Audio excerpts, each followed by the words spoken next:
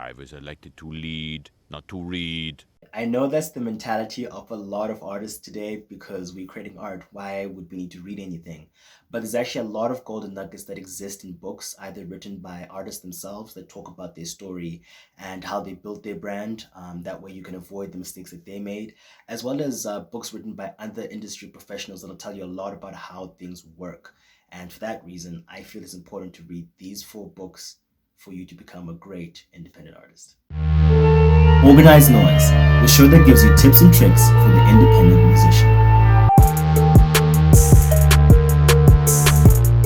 So first up, we've got Three Kings by Zack Greenburg. It's a great book about Diddy, Dre, and Jay-Z, rap or hip hop's biggest moguls in the game. And it just talks about how hip hop went from starting from parties in the Bronx to becoming this multi-billion industry, and kind of the different ways that they invested in different businesses as well as grew their art and brand to be able to monetize their music and have influence in other fields.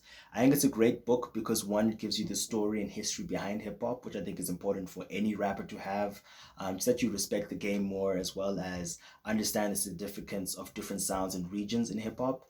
It's also super important because it allows you to show, allows you to understand why branding is important. It also shows you why these three had the opportunities and deals that they had, as well as gives you a little bit of insight into how different rappers offset. So they do mention Nas, they mention Kendrick Lamar, they mention Kanye, a lot of rappers that are in between those, um, how they've also built their empires and other industries that they've gone into. And I feel for anyone who's an independent artist, you're essentially a music entrepreneur. So it's important that you understand the business side of things as well as understand how to grow your business outside of music. And since we're talking about the music business, there's one manual that every musician should have, rapper or not, whether you're a producer, songwriter, rapper, vocalist. This is the one book every single musician should have. It's called All You Need to Know About the Music Business by Donald S. Passman. And it is so important. It's written by a music lawyer. That's who Mr. Passman is. And this is actually the ninth edition. There's a new edition called, it's the 10th edition, so it includes all digital services. This one does as well, but that one's just a bit more up to date with more, uh, I guess, modern or up to date information. But it's important, whichever edition you get, it talks about how the record industry works. It talks about um, the way that production splits are made. So when you make a song, who gets what. It also tells you a lot about the way record deals work. It tells you about things to look out for in your contracts when you sign a contract. It also explains how to put a team together, you know, how to get a manager, a lawyer, a booking agent, as well as things to look out for when you're touring, as well as merchandising and sync music. Pretty much it tells you everything you need to know from a legal perspective about the music business. And even if you're not a signed artist or you're not planning to be signed, I think it's good to know because it allows you to understand where your different revenue streams come from within music, as well as understanding the things that you need to take into consideration when signing a deal or when trying to approach a label. So for anyone who's trying to become a bigger artist, you do need to read that book because it gives you a lot of the basics that you need to know about music law, as well as about as copyright and understanding how your music makes money and how to make that work for you. I think it's best to get a physical copy so that you can write in it and take notes and have different bookmarks all over. It's pretty much a textbook. Don't read it like a normal book because there's so many sections involved. You don't have to read from beginning to end. You can just skip to the important parts for you. And he even has a way that the book is written that you can skip to different parts if you're looking to go through the book in a fast track manner. So yeah, make sure you get a physical copy of the book so you can write in it and make your notes and continuously refer back to it as you grow as a music artist. We've discussed the history of hip hop and gotten a bit of inspiration from people who've made it big in the music business. We also now understand the legal side of music and what copyright and publishing deals entail. But now we need to focus on making the music itself. How do we make sure that the songs that we're writing are going to be hit records and what goes into making a hit record? And that's where this book comes into play. The Song Machine by John Seabrook. Super important book. It's really easy to read. He just explains the story behind some of our biggest hits. So songs written by Katy Perry, Rihanna, Taylor Swift. And it's important because it's not really about it being pop music, but it really gives you a good insight into how the music business works in terms of songwriting, top liners, and the people involved in writing a top song.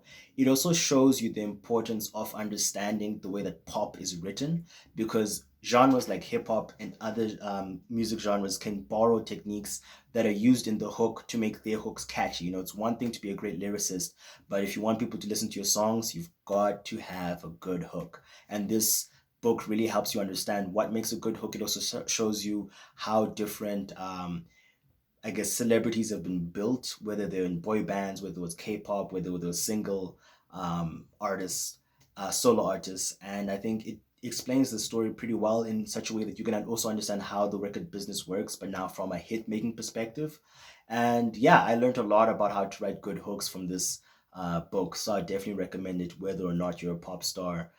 You do need to write hooks. So hip hop artists, don't skip on that book either. Be sure to read it. The final book on my list is actually not a music book. It's actually technically classified as a medicine book, but it's super important because it's all about the organizational side of music. It's called The Checklist Manifesto by Atul Gawande, and it's really about different ways that they've made medical procedures and surgeries more efficient. And that's just by making checklists that break down each task into more simpler actions, and that way you can check that you've met every step. This is important to musicians because most of us are independent. We might be our own teams, or we might have two or three other people working with us. And what's important is that when you're uploading to, let's say, your digital service provider, you're uploading to Spotify for Artists, you're posting on social media, you're reaching out to press to get articles and people to write, feature your music in blogs.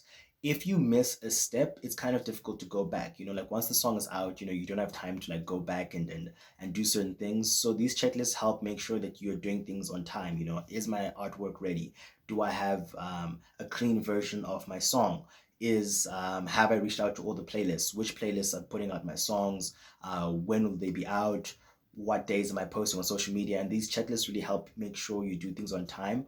And I found that that's helped me keep my workflow efficient and regular. I think a lot of the strength of my social media is the fact that it's very neat, and it has a very well built aesthetic, and a lot of that comes from having checklists. I know every week I check it to see, okay, cool, what am I posting this week? What targets am I meant to be making? And that book really helps break down the importance of checklists, as well as giving a step-by-step process of how to put checklists together well. So yeah, that's my top four for you today. Yeah.